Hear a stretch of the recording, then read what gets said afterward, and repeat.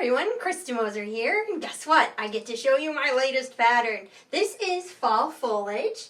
Isn't it pretty? I used an ombre background, so that's how you get the shading of the purple background, and then I used 3 different shades for each leaf, a light, medium, and a dark. The leaf blocks are very simple, so I'll show you some of those cuts. This is a lap size layout, but I've actually done it as a table runner as well. That's not included in the pattern, but I'd be happy to share with you how that's done when we work through this process in the video. So using an ombre fabric, it's a really fun way to get movement out of your background. I love using ombre. I've used it quite a few times. And so what I've got here is this ombre plum. Now you notice it's lightest at this end, which is the fold, and then darkest at the salvage end.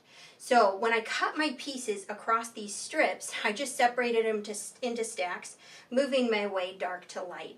And then I built each block from each kind of stack. So I grabbed the pieces from the lightest section and built some of these blocks, and then moved my way darker with my leaf fabrics.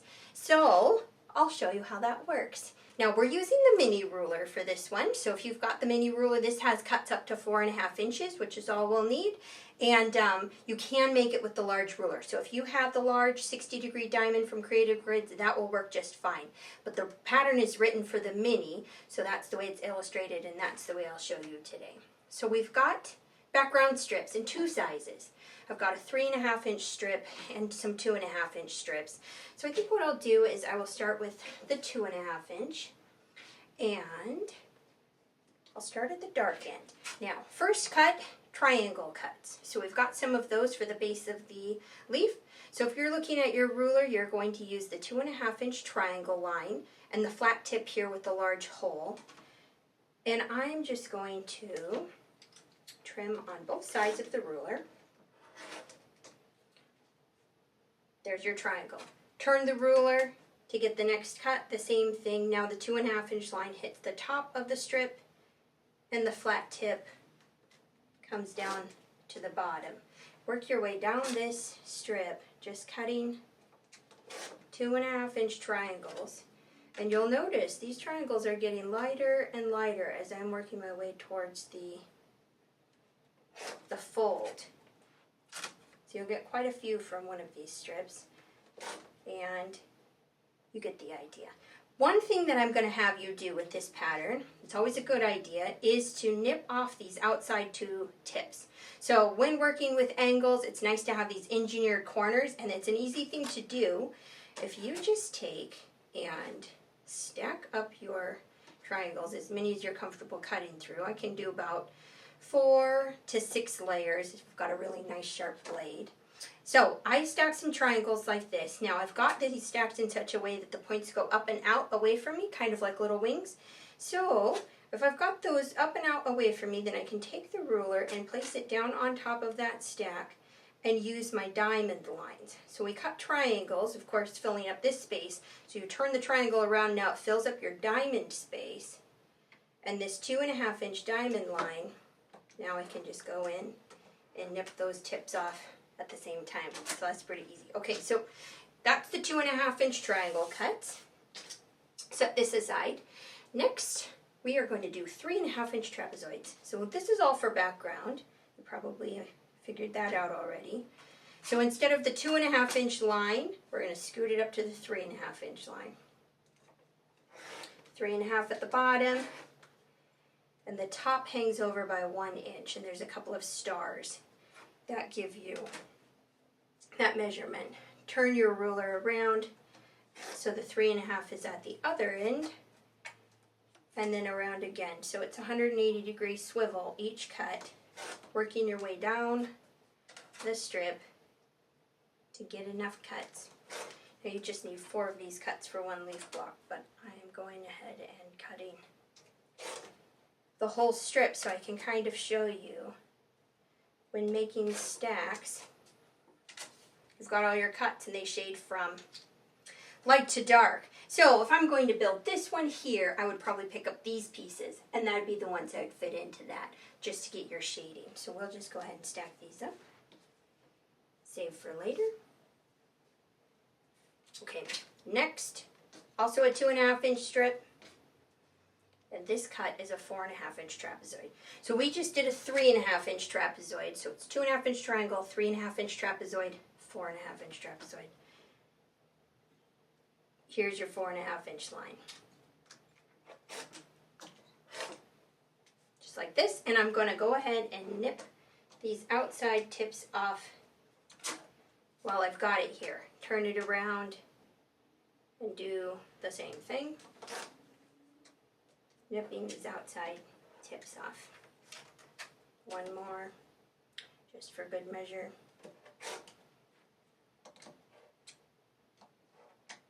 And I didn't have you nip off the tips of the 3.5 inch, but I'm going to go back and do that, because that is going to be important.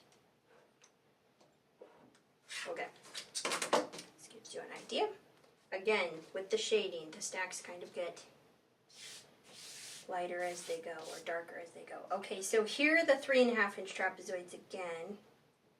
Just like the triangles, if you aim them up and out, where their corners kind of face out and away, you can take the ruler and you can have that fill up the 3.5 inch diamond line. So these are the solid black lines that come down from the tip.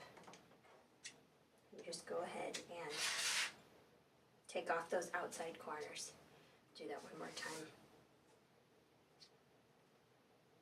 Just makes it easy. And you can do it without, if you're pretty good at eyeballing those little dog ears, but I wouldn't suggest it. It is so much easier when you nip off the corners. You take the little extra time, it will save you a lot of fussing around later. Okay, so that's the basics of those. Now we have the 3.5 inch background strip, and this we need 4.5 inch trapezoids. So here again, using the 4.5 inch line with the large hole of the ruler up here at the top, and the edge of the strip hitting these 2 star markings. So that gives you a pretty good idea where you're at. Just like this. And then turn the ruler one more time to get another set of these.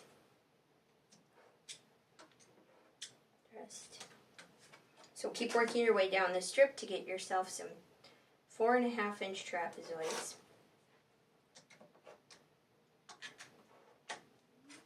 And so you can pick your background from the same sections, lights or darks, and build your leaves. Okay, well, that's good. Just like that. I'm going to set these aside. So then how to do the stems. Now the stems are a part of the background with also some of your leaf color in them. So this was a strip set that I had cut up earlier, and you can see how it kind of shades light to dark. So depending on which one of the leaves I'm going to do, if I'm going to do a green one in a light section, then I would pick from the light one, and I would cut this into a triangle or a diamond. So here we've got the stem up the middle here. So it was just a strip set that got cross cut. Now I'm going to take the ruler. It has 2 dashed lines down the middle of the ruler and a solid line dead center. So this creates kind of a channel, which is perfectly fit for this stem. So what I've got here is my dashed lines going down either seam, and then the flat tip here across, and there's the 4.5 inch dashed line across the bottom. So I'm going to trim, and then turn the piece to get the next cut. So what I end up with is a diamond that has a green stripe right down the middle. Okay, just like that. Ta-da!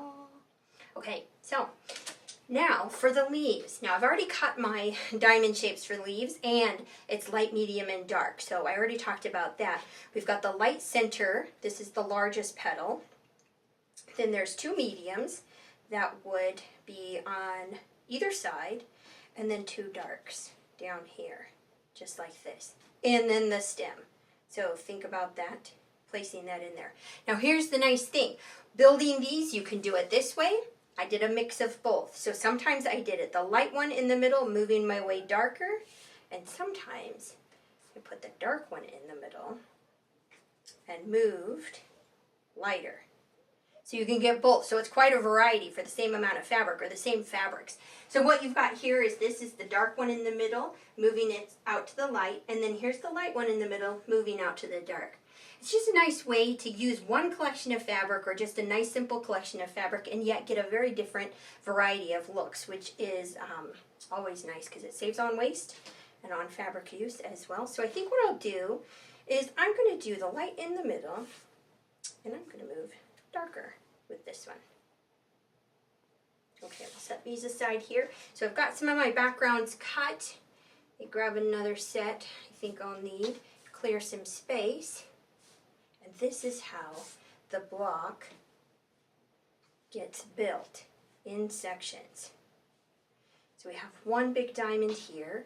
It's going to get one of those large trapezoids on either side of it. We've got our medium diamonds.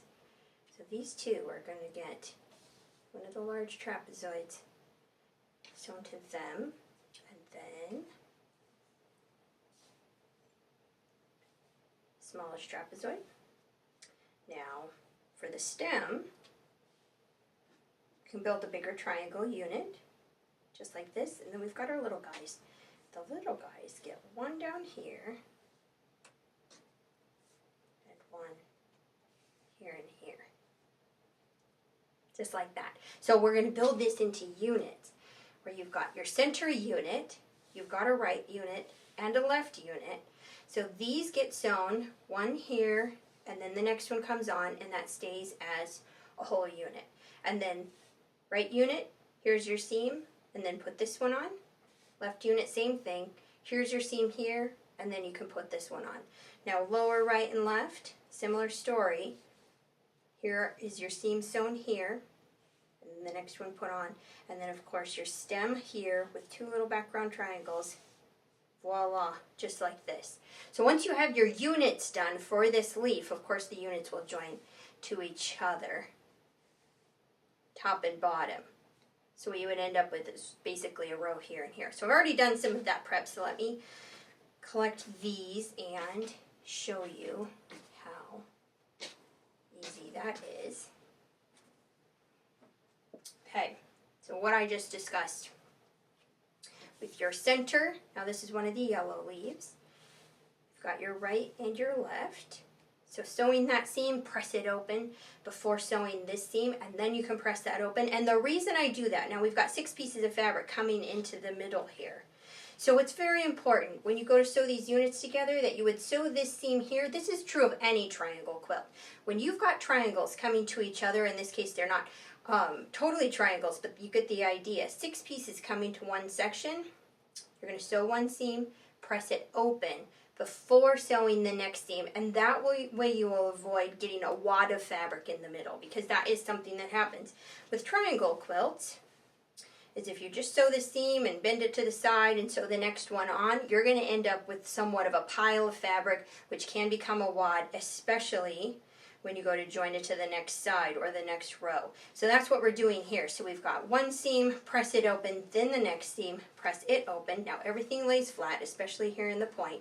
That's also why we trim the tips off, is because you want to have all those points gone. It removes all the bulk. And then what we've got here is the stem unit, lower, press that one open, and then lower left and press that one open. Now you've got top half and bottom half. Only the midline, you know, see how clever that is the midline is dropped down below. So then when you join these two here, one final seam across, they all come together in the middle and your whole block is done. So I've got that one done here. Here's something you can kind of see side by side actually. This is the yellow leaf that's light in the middle, moving darker.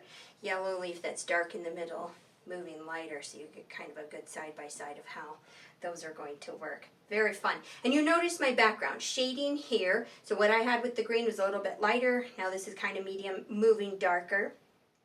I've got one that's totally done.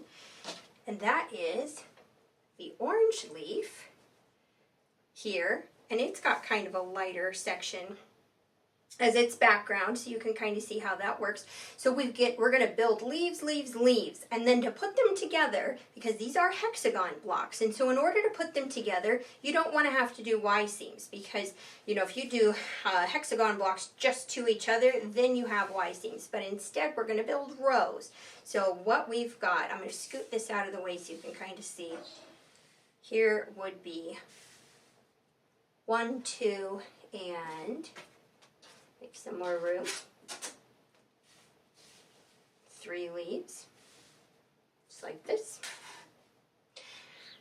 And so we've got these triangle patches that are openings. Now, here's the other thing with hexagon blocks. You can turn them any direction and they will fit in the same spot. So you notice some of these leaves are tilted to the side or the other side, or facing down or facing up.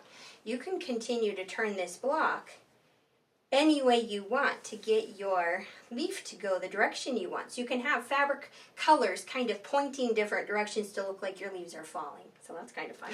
So think about that, your layout. How do you want your leaves to be? You get everything laid out like this in rows, and then we build triangle units. So these are 4 triangles put together, your colored one in the middle, and then 3 background ones surrounding that. So you would put in your triangle units to fill these gaps. And let's see, I do that one here and this one here. And these 2 I picked from different color sections. So my triangle units kind of go with the color section that they're in to sort of blend in, creating that ombre look all the way down and across. And when you're going to build your rows, this is how we're doing it. So we've got our leaves, and then you put a triangle to that leaf. Now this middle leaf would get a triangle on each side, just like this. And then this one on the end would get a triangle. So if you're going to do a table runner with 3 leaf blocks, this is how you would do it. So building a row, you've got your whole leaf block, 1 triangle unit, leaf block, triangle unit, and then on and on. So for the full-size quilt, you would build rows, and the rows would join together, but you can simplify this and just do a table runner or something. It's a very cute idea. So much fun. And fun to play with color too. Light, medium, and dark is all you need. Pick your color palette for fall. And of course, I have picked a color palette for you. So I've got this kit of all the fabrics that I used. So what we have here are dark, medium, and light yellows, dark, medium, and light greens, dark, medium, and light the red tones, and then the orange tones as well, and dark, medium, and light, enough to do this whole quilt. And then of course the background, so you can kind of see how this ombre is lightest here going to dark. And so that is one whole kit. Includes the binding and the pattern, and you will be set with everything that you need. Okay, one more thing. So every year we've done a quilt along around the holidays, or sort of towards the holiday season. So I thought this would be a good one. So here's the pattern, Fall Foliage, just like this. So if you buy the pattern, you can join the quilt along for no charge. Of course, if you get the kit and the pattern, then yes, you're welcome to join with no charge. Now, this is a closed group, but every week I'm going to do a new video tutorial that teaches you just how to work through this process. So we'll start with cutting and fabric placement, and then work our way all the way to the finished product in 5 weeks. And that is going to start on October 24th. So that's a Tuesday. And the videos will go live in this private group every Tuesday, and you can follow along at your own time schedule. You don't have to be there for the actual initial showing of the video. It will be pre-recorded. So that's a lot of fun. Okay, I think that's everything. So a kit or the pattern, just the pattern. I'll put a link to this in the description box below this video, so you can get just the pattern or the pattern with the kit. And then you can get all the details for the quilt along if you'd like to join us. That's going to be a lot of fun. And I hope you join us. It'll be great. I hope you learned something or were inspired. Until next time, thanks for watching.